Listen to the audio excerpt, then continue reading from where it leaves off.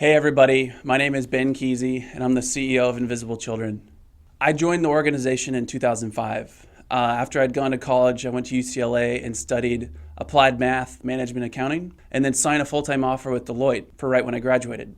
But in that process, I watched the first movie Invisible Children made, and it was incredibly powerful. It challenged me emotionally, and it also pushed me to action. So after graduating, instead of staying with Deloitte, I decided to link up with the founders of Invisible Children and help them start up the business and the finance and the accountability side of Invisible Children. When we launched KONY 2012, our intention was to share the story of Joseph KONY with new people around the world.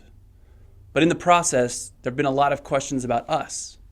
And so we want to be as transparent as possible and answer some of those questions right now, because our goal has always been the same. It's always been one thing, and that's to stop the violence of the LRA permanently and help restore the war-affected communities. The first thing that we do is make compelling movies and films. I don't do that personally. That's what Jason leads, and that's what he does so well. And the reason for those is we want to make a film and a narrative to connect brand new people to the issue of the LRA, so that we have more and more and more people invested in seeing a successful end of LRA violence. And then once people care, once they see the movie and they start to care, we ask them to get involved. We ask people to share that with their governments so that the international community in the world knows that there is a constituency that cares about seeing the end of LRA violence, so that they do more to make that a reality. Mobilizing the international community takes time. We've seen that. This has been going on for 26 years. So we decided we can't just wait for that. We had to start taking action right away. And we were able to link up with incredible leaders on the ground in these communities, like Jolie Okot, our country director in Uganda, who had a vision for how we as international donors could help support her vision and programs on the ground. I feel so proud taking the leadership of Invisible Children, because Invisible Children want to invest, one, in local leadership, two, in a long-term development program.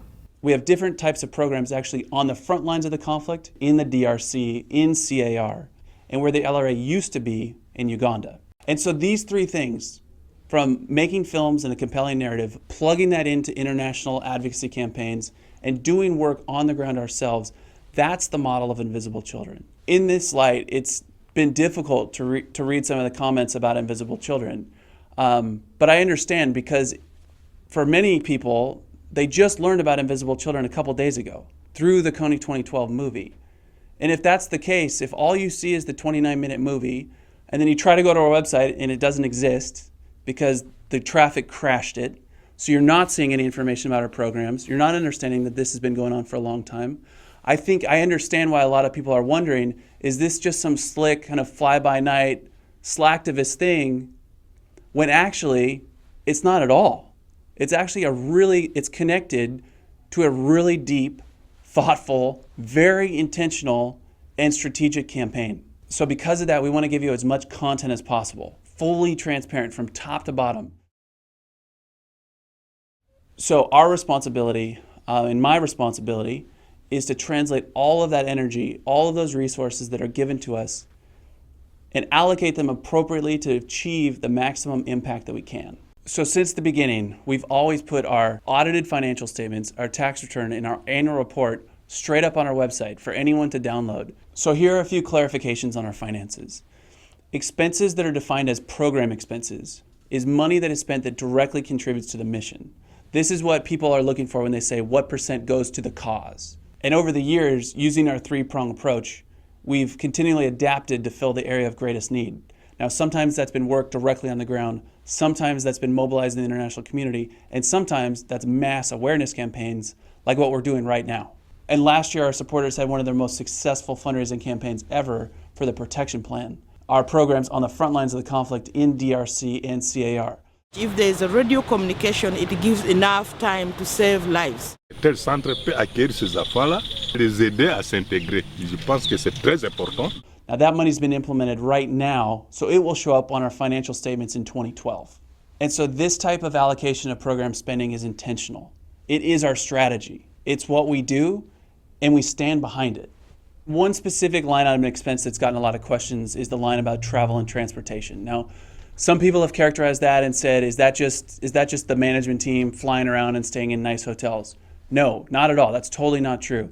The travel and transportation line includes things that it takes to do our national tours, where we do 3,000 free screenings of our films every year at high schools and colleges around the world. Now this includes the cost for roadies, vans, vehicle maintenance, gas, even the cost of bringing LRA survivors themselves to join the teams so they can share their story personally with young people. And we do all of that because we believe in the face-to-face connection. We believe that that's when human beings looking each other in the eye and saying, let's impact this together, that has a powerful effect. And that's exactly what happened to me when I saw Invisible Children's first film. I will never be the same. Production cost is another line that's gotten a lot of questions. People think that might be the cost it takes to put on events or films or campaigns. It's actually not. It's the cost, it's the hard costs that go into creating the goods that people buy that fund all of our work. So t-shirts, DVDs, bracelets, all of that stuff, that's the hard cost that it goes into that we pay to create those things. Management in general, or expenses that people think of as overhead, are the costs that it takes to run the organization that have no direct connection to the programs. Now, sometimes we're able to actually get grants, or people like to give to management in general and operations because they know it's needed. So, for instance, in 2011, we got a $330,000 grant from a private foundation that was limited to operational expenses. It was for us to build a better data system and build out our operations team.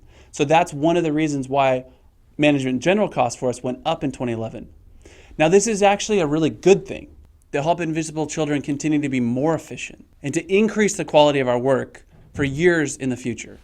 I understand that people have questions about our comprehensive model and may question our strategy. But any claims that we don't have financial transparency, or that we're not audited every year by an independent firm, or that we don't have financial integrity just aren't true. Both Jason and I, as the leaders of Invisible Children, know that we do not have the monopoly on truth. We've met with hundreds of people all around the world, especially on the ground, and we've learned a ton. But the cool thing is, there's one thing that everyone agrees on, and that's that Joseph KONY should be stopped. But the problem is, that's not that easy. It's actually really difficult. Therefore, the effort to stop the LRA has to be comprehensive and it has to be huge. There has to be a massive amount of individuals and citizens of the world that are invested in that successful outcome, that are asking their leaders, that are asking their governments to do more, to do what it takes, to do the hard work, to contribute the resources, especially since the LRA is in a weakened state. If we can rally now and get our governments to support the regional effort, we can disarm the LRA once and for all. And we want you to know all about the next steps. So we're going to be sending details in the coming days, and we want to answer any question that you have that maybe wasn't addressed in this video. So in fact, just hashtag AskICAnything. You can tweet at us @Invisible, hashtag AskICAnything, and I'll do my best to respond to a couple questions every day so you know all the information, you know everything that's going on as we do this thing together. Thank you so much.